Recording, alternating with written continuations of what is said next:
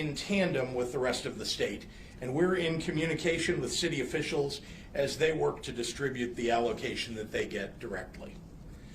If the Pfizer vaccine receives federal approval on December 10th, we've been informed that Illinois is currently slated to get 109,000 doses of the vaccine sometime during the week after next. That breaks down to 23,000 to the city of Chicago directly and 86,000 to the rest of the state of Illinois. There will be shipments of more and more vaccine each week following that first shipment's arrival. So although the numbers now may seem relatively small in comparison to our population, those numbers will increase over the subsequent weeks and months. In Illinois, to implement the recommendations of ACIP and the CDC, the very first vaccinations will be dedicated to hospitals and healthcare workers in the 50 counties with the highest death rates per capita. And in just a moment, Dr. Zike will dive into the details of that distribution model and how we're assisting local health departments across the state through this process.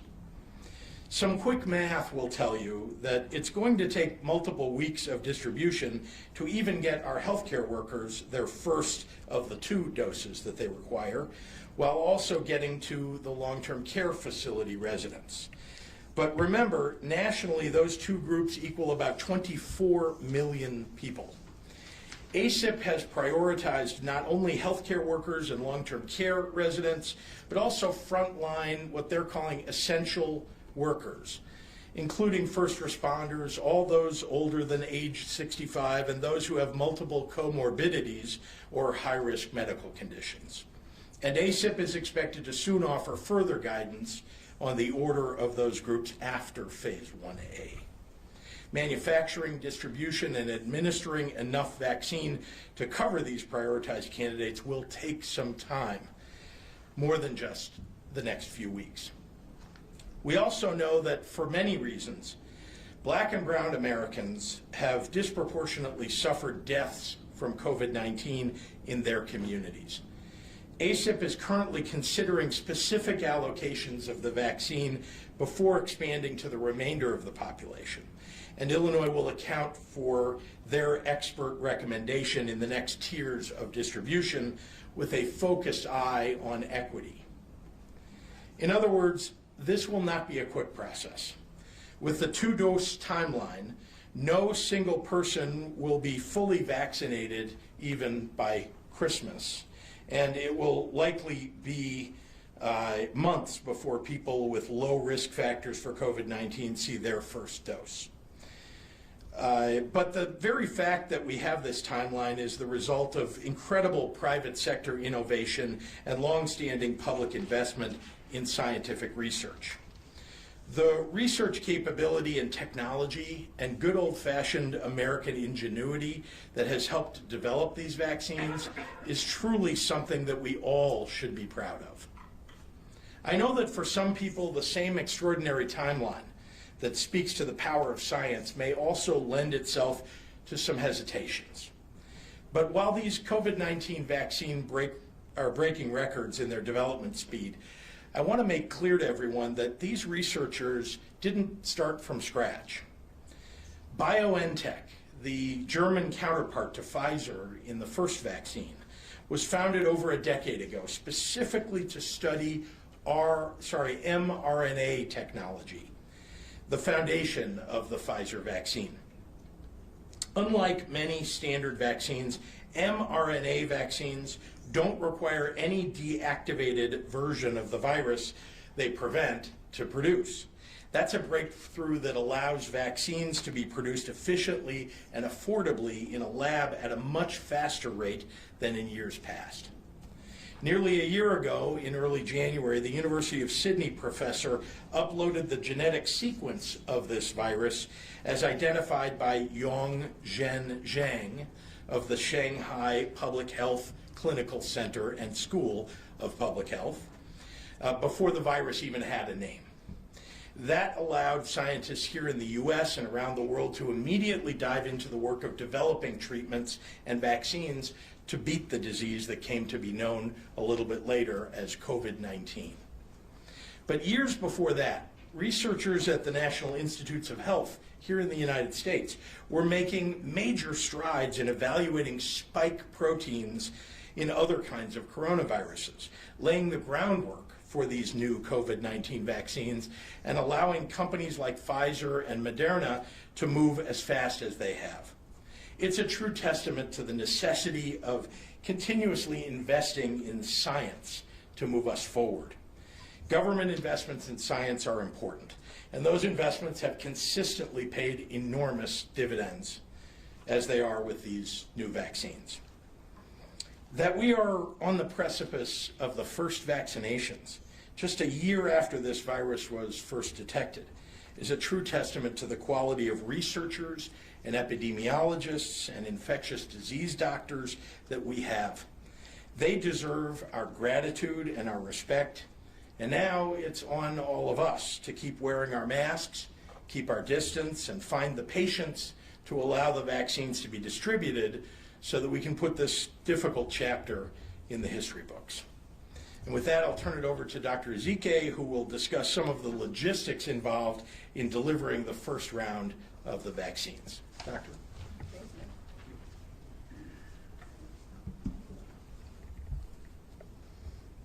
Thank you, Governor, and good afternoon, everyone. Happy Friday. As the Governor mentioned, I will dive into the mechanics of the COVID-19 vaccine distribution for the state of Illinois. As things have changed, we were initially told that Illinois would receive approximately 400,000 doses of vaccine in our first shipment, but as the Governor has mentioned, that has been reduced to approximately 109,000, and we still know that we need to wait for final numbers as we get closer to the date. Regardless of how many doses we do receive, IDPH will be tracking shipments, allocations, and the data to detect any disparities in administration. The initial shipment of COVID-19 vaccines will be received by IDPH directly from the CDC and stored in our strategic national stockpile. We have purchased 20 ultra-cold freezers for the vaccines that will require this special housing.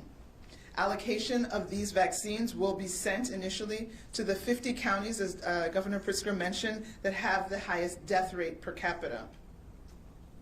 IDPH has already notified the hospitals, the 10 hospitals of the regional hospital coordination centers that will serve as the distribution site for the vaccine to the local health departments of those 50 counties. Our local health department partners will then work with the hospitals in their area to identify the high risk and critical healthcare workers for the initial vaccine administration. Also, there is a federal partnership with both CVS and Walgreens pharmacies to directly vaccinate residents of the long-term care facilities. In our state, all but 5 of the long-term care facilities have registered to participate in this process, and we'll continue to work to make sure we get those last 5 facilities registered as well. Once there are more doses of the vaccine from Moderna and maybe other vaccine candidates that are in the pipeline, we will continue to vaccinate people in the phase 1A and the subsequent phase 1B. After those individuals are vaccinated, there will be more, hopefully, vaccine available, and more healthcare providers in Illinois will be able to enter their vaccine orders in our registry system, and IDPH will be able to also place orders on the provider's behalf. iCare is our Illinois Comprehensive Automated Immunization Registry Exchange, and this is a web-based immunization record-sharing application. The application allows both public and private healthcare providers to share immunization records of Illinois residents with other physicians and public health officials statewide. IDPH staff will then submit orders to CDC, and depending on whether the ultra-cold or the simply refrigerated vaccine is sent, IDPH or the providers themselves will directly receive those doses to then be administered. This process will continue until hopefully everyone in Illinois is vaccinated. I will put the caveat that at this point we know that this vaccine might be for 18 and over until we hear otherwise. So there are still many moving parts to the plan, but as we have been hopefully you appreciate, since the beginning of this pandemic, we'll share information as we get it, fully transparent, and be responsive to your questions and your inquiries to get you the information that you need. Today, IDPH reports 10,526 new cases of COVID-19 for a total of 770,088 cases as a total for the state of Illinois. Unfortunately, over the last 24 hours, we received a report of another 148 lives lost, for a total of 12,974 individuals lost to COVID. Overnight, 5,453 individuals were in the hospital with COVID-19, and of those, 1,153 individuals were in the ICU, and 703 patients were on ventilators. In the last 24 hours, more than 112,000 tests had been reported, for a total of almost 11 million tests in the state of Illinois. Of course, each day that passes brings us closer to getting back to our normal. That's kind of cliche, of course that's the truth, but that day will come sooner as we continue to maintain our mitigation efforts, continue to wash up, back up, and mask up, of course, and then please, if you haven't, sleeve up in order to receive your flu shot, which is available at your providers today. Thank you, and now I will translate comments into Spanish. Buenas tardes a todos. Feliz viernes. Como mencionó el gobernador, hablaré de la distribución de la vacuna de COVID-19 aquí en Illinois. Hemos recibido diferentes cantidades de vacunas para nuestro estado del CDC, pero cualquiera la cantidad que recibimos, el IDPH va a seguir los envíos, las asignaciones y los datos para detectar disparidades. El IDPH recibirá el envío inicial de vacunas de COVID-19 directamente del CDC y lo almacenará en nuestra Reserva Nacional Estratégica. Hemos comprado 20 ultracongeladores para las vacunas que los requieren. La asignación de estas vacunas se enviará a los 50 condados con la tasa de mortalidad más alta por cápita. IDPH ha notificado los hospitales del Centro de Coordinación Hospitalaria Regional para servir como sitios para distribuir la vacuna a los departamentos de salud locales en los 50 condados.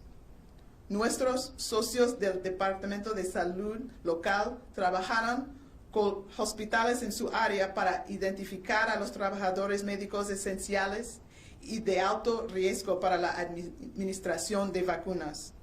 También hay una asociación federal con las farmacias CVS y también Walgreens para proveer la vacuna directamente en las instituciones de cuidados médicos de largo plazo.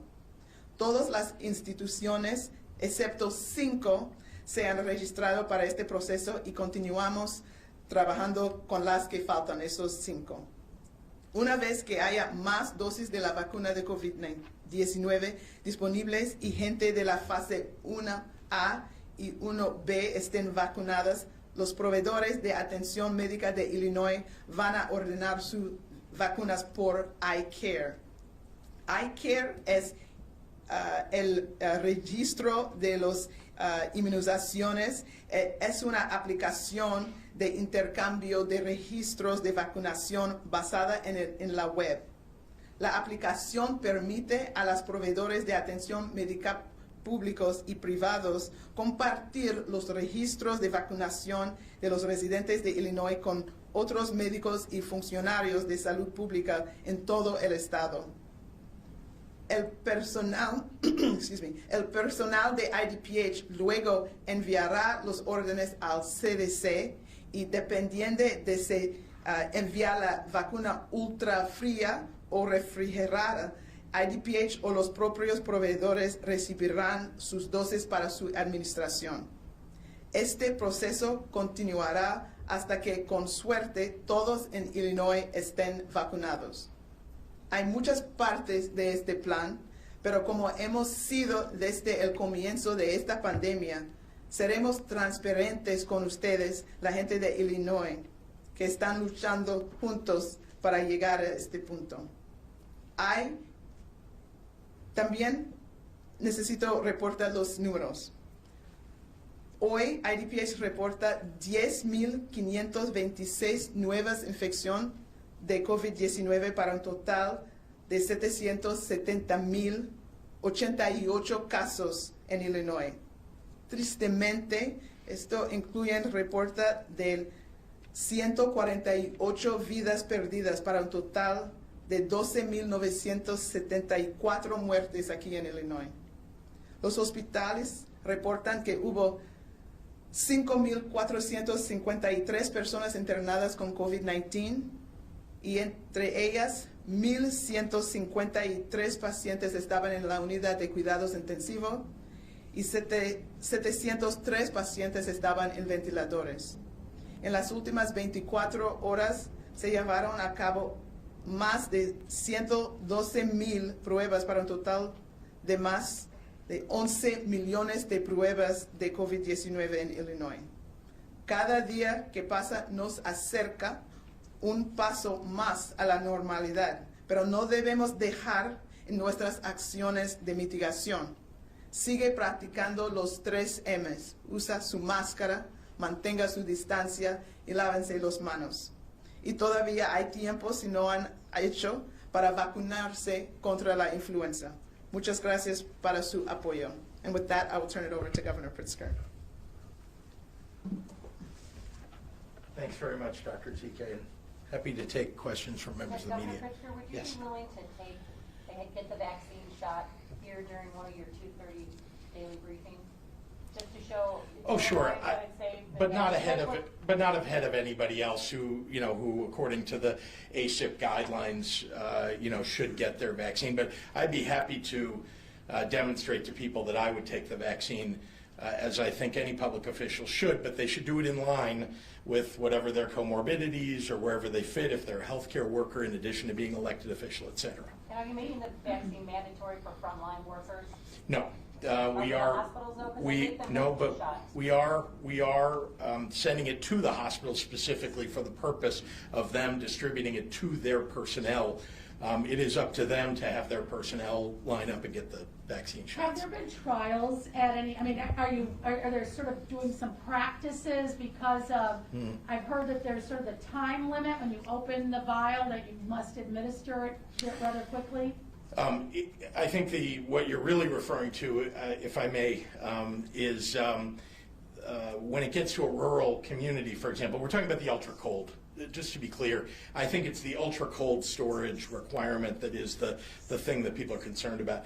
And as Dr. Zike has talked about, and I have too, there are days from the time that it comes out of ultra cold storage to the time that it has to be injected in somebody's arm, 5 days, as I understand. And so we want to make sure that the counties, as they're picking up their allocations, have a plan for distributing the proper number. By the way, these regional healthcare centers that are holding on to the vaccine for them in ultra-cold storage, which we've enhanced their capabilities, I might add, at the state level to those hospitals.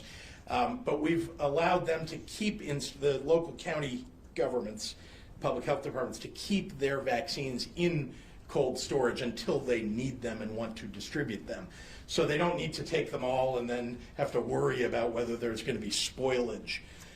They do only want to take out of the ultra-cold freezers, though, what they will use. Why were those 10 hospitals chosen? I'm assuming it's geography, but also they have the storage. They do have the storage, but there's a history of IDPH working with these major medical centers across the state. These are the regional hubs that IDPH has worked with historically. Is there anything you want to add to that? I mean, that is how this has been broken out for many years in the state, and it does cover the territory if you look at the map as we've put it out. And how critical is the second dose? And how are you going to how are the providers and the state going to keep on top of people getting that second dose in a timely fashion? Well, the providers certainly have some responsibility here, right, as they're injecting people to make sure that they know what the next appointment is for them to come back. And then it's up to individuals too, right? You can't force somebody to show up, but I think everybody will want to. And so there's going to be a reminder system, I'm sure, by providers to their patients as they're administering the first dose. You have to have the second dose from the same provider that you got from the same manufacturer as you did the first dose. So if you got the Pfizer vaccine on dose 1, you want to get the Pfizer vaccine on dose 2. Can you give us any further information on the equity element, the black and brown communities? So you obviously talked about the 50 counties that have the highest death rate, but what does the other component of that look like? So that's something that the ACIP, right, which consists of, in addition to just regular old, I don't know if you can say regular old when you say epidemiologists and experts, but in addition to them, they're bioethicists who are involved in ACIP. And so we're looking for their guidance about that. We also have a pretty good idea in the city of Chicago and across the state of Illinois where the communities are, where if you want to address the inequities for black and brown communities, where those locations might be. And then the doctor and IDPH are looking at the possibility of allowing local health departments to use mobile facilities for the distribution of vaccine. But again, we're looking for the plans from the 96 of the 97 local public health departments, this 97th being Chicago, and they have a separate allocation. Those plans have, nearly all of them have been submitted to IDPH already, right? We're down to about 8 local health departments that haven't yet submitted their plans. And then they will be tasked with picking up the vaccine and distributing it within their counties. They know their counties better than anybody else. How do you describe the historic nature of this venture, and has the state ever had to undertake anything of this magnitude before, logistically? I'm not sure I know. I've been in office for 2 years. I can't tell you the entire history of the state of Illinois and its distribution of. I can just say I don't think at any time, even during the last pandemic, there was anything quite like this. Right? There wasn't a vaccine that was being distributed like this and in such quick fashion too. So this is unprecedented. I mean, like everything else in 2020. This is unprecedented, and I'm very proud. I'm very proud of this country, of the researchers and doctors and epidemiologists and all the work that they've done. I've stood up here how many times? 130 times at press conferences during this year, and I've talked sometimes about my prayers, our prayers collectively for the researchers, because all of us know that we're not going to get past this without either an extraordinarily effective treatment, which we haven't yet seen. We've seen some good ones, but not extraordinarily effective, or vaccines. And I think the prayer that we could have vaccines in relatively short order seems to have been answered. And I really credit the researchers and the people who are on the front lines, the people who are experimenting, doing the science, and have done it for a decade up to now, that has allowed this to be such a quick turnaround time for a vaccine. More allowing to get the vaccine, is that a quicker way to get back to tier 2 mitigation? Yes. Get to that lovely phase 5 we've all been dreaming of. Yes. Dr. Zike, any advice for pregnant women, whether or not, especially pregnant healthcare women, should they take the vaccine? No, there are still questions that are unanswered, and I am not the one to make the final call. We're waiting for data. That is a specific group that we need to have information on in terms of pregnancy. We have to see if the FDA says that there were enough pregnant women. Usually pregnant women are not included in these kind of trials. So if it turns out incidentally that somebody who got the vaccine was pregnant and they found out subsequently after they were enrolled, we might have data, but it might not be enough people of that category with which to make a decision. And so for that, the guidelines that may come out might say that they would be excluded. So again, much to be learned. We're also, we know that, for instance, what do you do with people who've had COVID? Does that mean they don't need the vaccine? So I think we've heard that, if you're within 3 months of having the infection, we think you don't need the vaccine, but potentially if it's been more than 3 months, you might still, and they might say it's 3 to 6 months, because we have information in the literature that, 3 months you're protected, maybe it's up to 6 months. So again, some answers that we're still waiting from both the FDA and the CDC to give us additional guidelines. Dr. Zike, a number of our listeners called this morning. They want to know if there's stronger doses for certain age groups. Because when you get the flu shot, if you're a senior citizen, they give you a different dose that's more potent. Right. Is that apply to COVID? No, that's a great question. So we don't have that at this time. There's only one dose, and initially everyone is getting those same, dose 1 and dose 2 look exactly equivalent. I know some people were asking if it's a different dose and then a higher dose. They're both equivalent doses, and so that is what we have, and we don't have a different formulation that's for any specialized population at this point. Again, there might be further updates in vaccines that will be tested again to determine if there's a different need, because we do know that seniors do have maybe over age 75, we know that they have a harder time making those antibodies. So that's the rationale behind the flu shots, which have, you have a hyper flu shot, if you will, to help them boost, to create that immune response. Do you know how long it's going to take 1A to get completed before we move on to 1B? I mean, the healthcare workers, the long-term care residents, how long that's going to take? Yeah, so 1A alone, again, we want to try to get that done. Obviously as soon as possible. It's going to be probably limited by the vaccine allocation that we get. And it depends if that second vaccine makes it through the FDA approval, because then that gives us more vaccine to be working with. And then of course it depends on the willingness of the people who are in the 1A to get it. But in terms of getting it to everyone who wants it, I'm hoping we can get through that within 4 weeks, a month or so, and then get to 1B, which is a much larger group, I think, and it's going to take a considerable amount of time. And it will take many months, I might add. I mean, to get, when you get beyond 1A, and I wouldn't even say, for me anyway, when I read the data, and I would defer to the doctor, but I will say that I wouldn't put a time limit on it, because it's very hard to tell. We don't know when Moderna is going to be approved. We don't know when Pfizer is going to be approved. We know what the dates are for the meetings, and we hope December 10th is the date for Pfizer. We hope that a week later, 10 days later, Moderna might be approved. And if then you get a certain number of the manufactured vaccines that they've already manufactured in hope that it will be approved.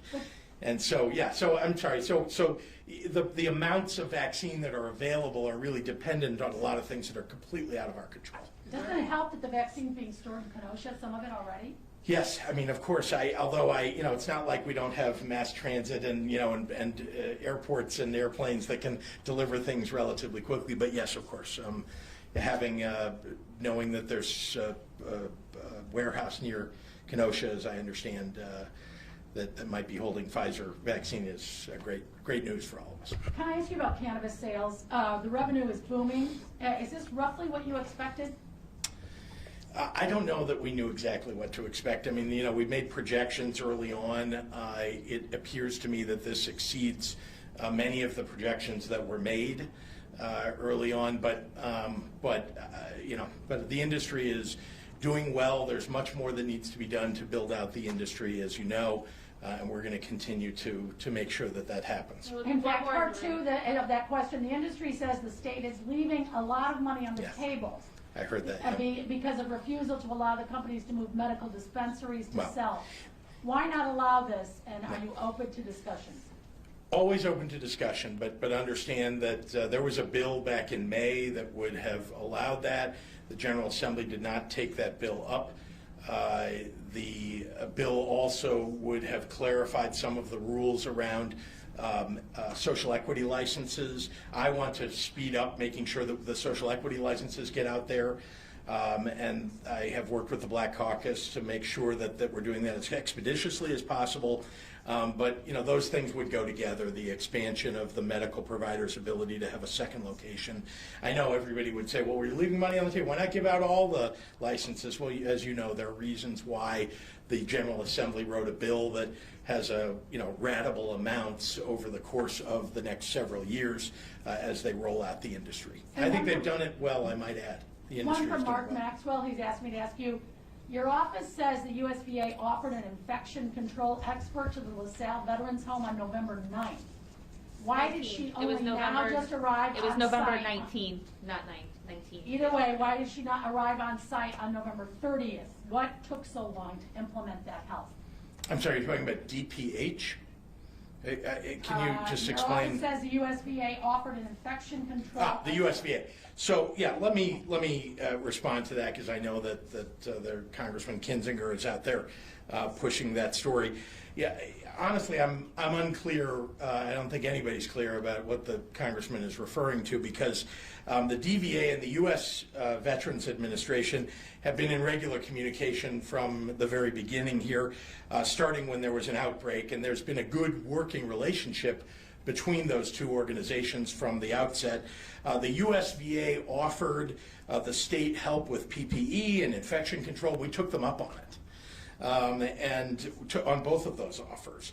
And at the end of the month, they offered a consultant to come in and review protocols, the end of last month, I might add, to review protocols at not just the LaSalle home, but all of our homes, and we took them up on that as well. In fact, more so, we asked them for assistance in all of our homes, and they've been providing it. So, I mean, I would say it is funny to me that the congressman is attacking on this point when he voted against funding for our state veterans homes. And that would have been very helpful to us in keeping them safe. All right, we got to get online. You have one more, Marianne. All right, did the on-site infection control expert have COVID, and that's why she was late, or he or she was late in arriving? I haven't heard anything like that, no. All right, that's the question. John O'Connor at the AP. Respectfully, I understand who investigates price gouging. My question was, where are the referrals to the AG you promised? How can the AG staff investigate price gouging if the buyer doesn't alert them to it? Who on your staff is lead on this? Well, I want to just, maybe we need to level set, John, because I know you asked this question a little bit yesterday.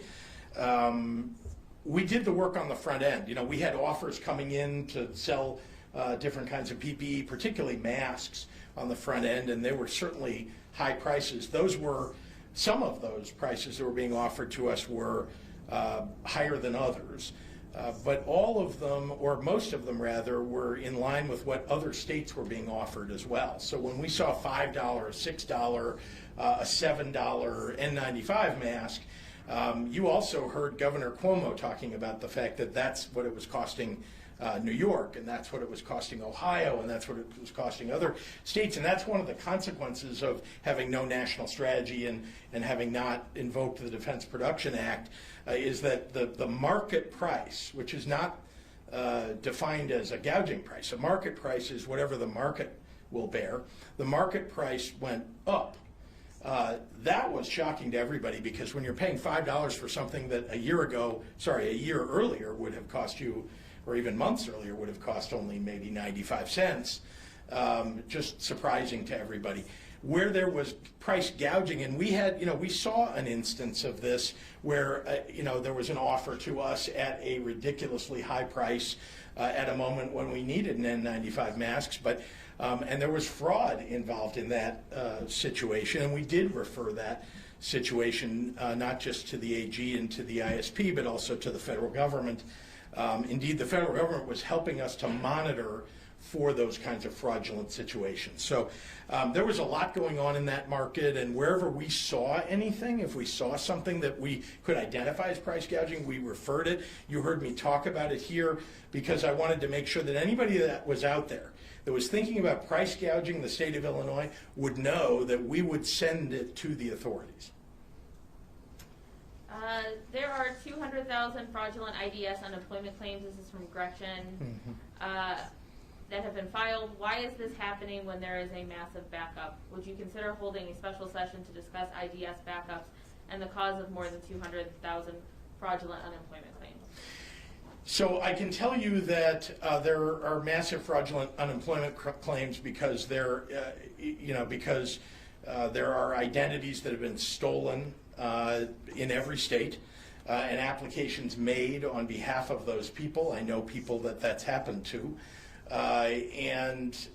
So that's something that, whenever a crook sees an opportunity, they're going to come forward. Some of these folks are people who have hacked into, let's say, Experian, or a number of retailers' systems, stolen millions of identities, and then they hold on to them for some long period of time, not using them so that they can sort of spring them at the right moment. So that's one of the causes of the fraud. And as to hearings about IDES, we've been very transparent, happy we've been at hearings, we've had our IDES director at hearings to respond to the General Assembly, working groups of the General Assembly.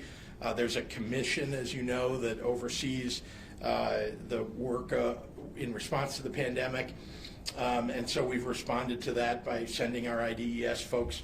But I also want to point out that Illinois is not unusual in this regard, that literally nearly every state has had not only massive amounts of fraud, but huge delays that have occurred as a result of the massive influx of applications for unemployment.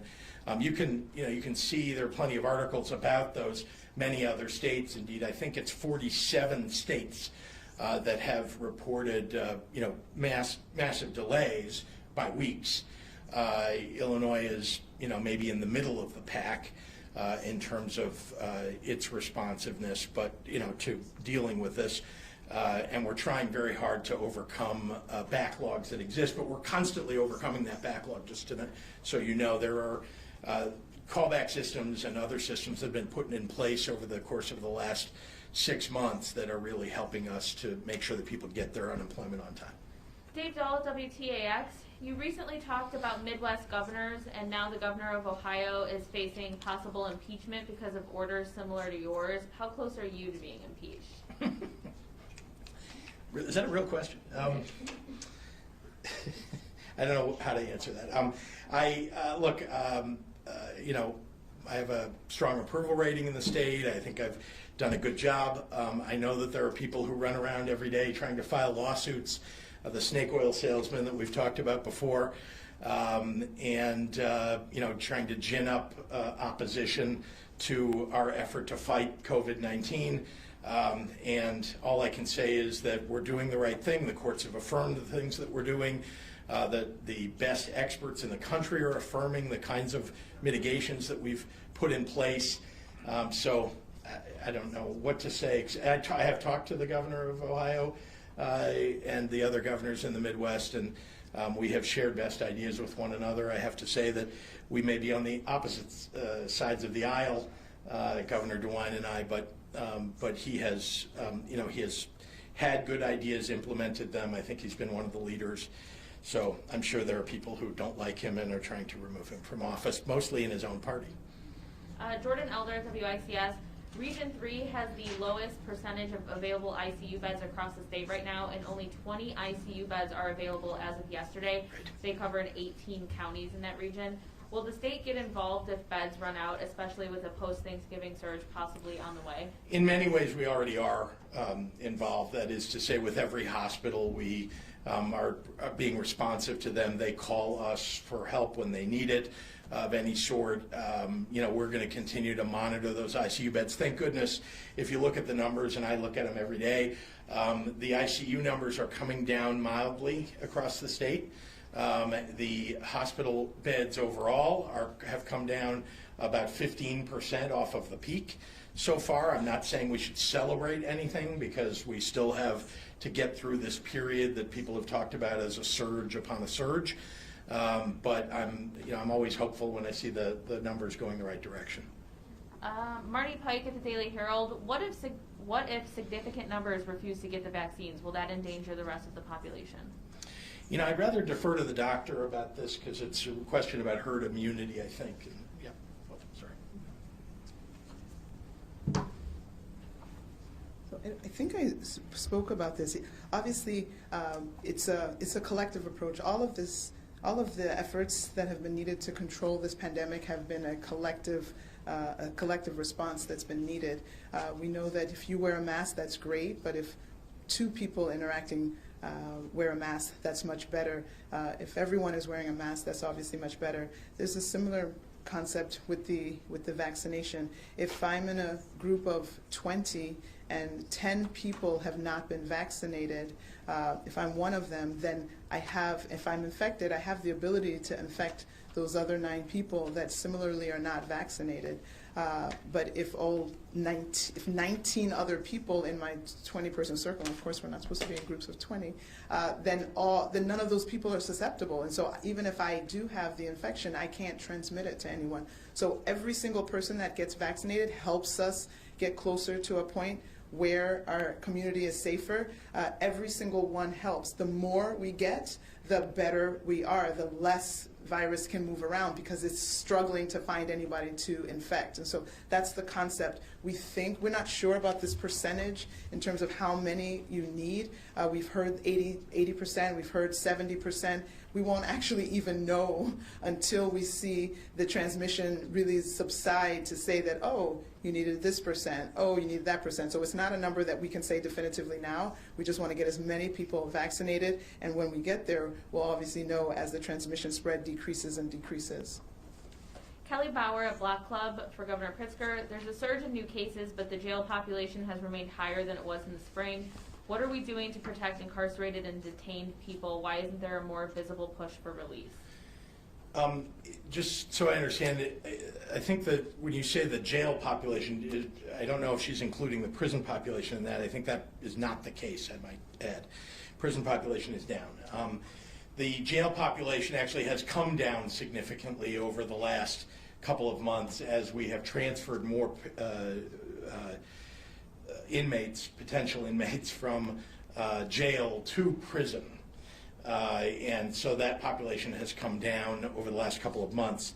So I think she's referring to something before March as compared to today. Remember, you don't forget that the court systems have been, roughly speaking, shut down, at least for quite a number of months. So there were people who no doubt were awaiting their court appearances, who unfortunately were in jail during that time. And so I feel badly about that. But I think overall, the population has come down, and that's helped to manage COVID-19 better. Samantha Smiley is asking when the state plans to prioritize teachers on the list. Well, again, the ACIP committee is meeting and producing recommendations for everybody. Certainly, after the kind of phase 1A and potentially after phase 1B, we'll start to see other very essential populations like teachers that'll be addressed. Can Dr. Zike, this is from Jim Leach at WMIY, can Dr. Zike address the side effects of the vaccine? Will it cause symptoms that can sideline people, and how will that impact already overworked medical staff? Yeah. That is a really important question, and as the FDA releases the data and the information that will allow us to see the percentages of people that report a significant reaction. I think I've heard 10 to 15% of people have a significant reaction that can last maybe even up to nearly 24 hours. So we need that information, obviously, so that as we're moving forward, especially with our both our long-term care population and with our healthcare workers, that we plan that and understand that, so that we don't have a situation where a bunch of people that we need to be in the hospital all need to take a day off subsequent to that vaccine. So again, that is information that we will be getting from the FDA hopefully next week with that December 10th meeting. And so that is important information that we need to get out so that there can be appropriate planning to make sure that we protect the healthcare force so that we don't have too many people out at the same time. Dan Petrella at the Tribune. State data shows 480 deaths in the past week tied to long-term care facilities. That's the highest weekly death total of the pandemic and nearly double from the week before. What more can be done to protect this vulnerable population before vaccination? Yeah, I mean, this is frankly the same challenge that exists in all the other populations, and even more so when we are at the highest levels of the pandemic. This is, this surge has been much higher than even the last surge was back in the spring.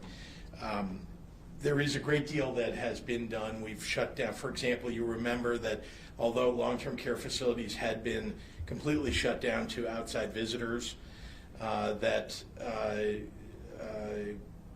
we opened it up for outside visiting for a period of time, and now we no longer have that open for people to have outdoors is what I meant by outside visitors. And so that's one thing that's been done. Certainly infection control is better overall now than it was at the very beginning because there's a greater understanding of what needs to be done. And so those are the kinds of things that we do to try to protect people in long-term care facilities. Also, I'd remind you that we weren't able back in the spring to test everybody or test the staff on a regular basis or the residents. Actually, now we're testing staff once a week.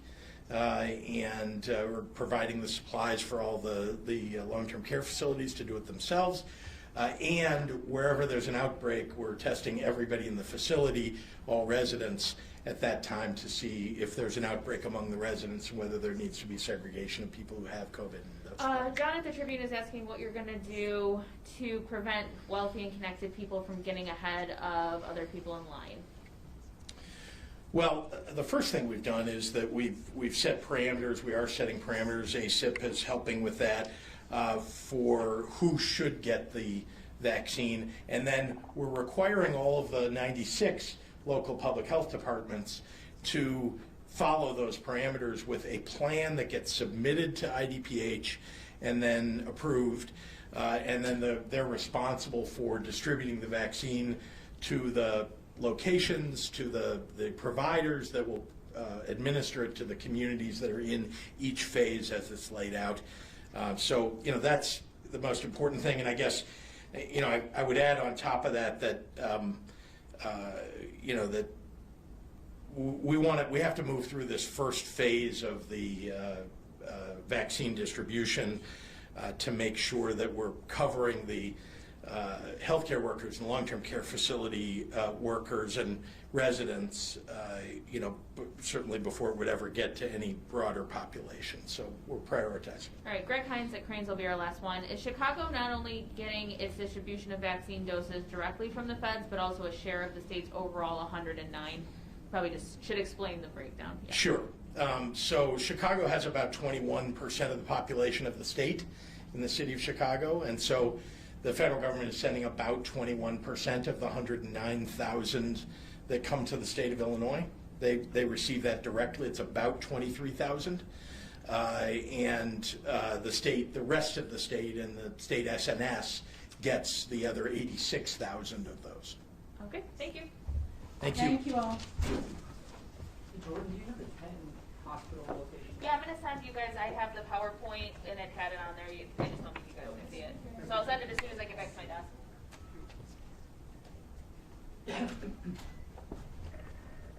Hey, Sloan, don't knock anybody out. Funny, actually, there's tape there, and I already told them not to lock me out today. I was like, I have to keep up with, Do you want to like, go back up? my reputation, so I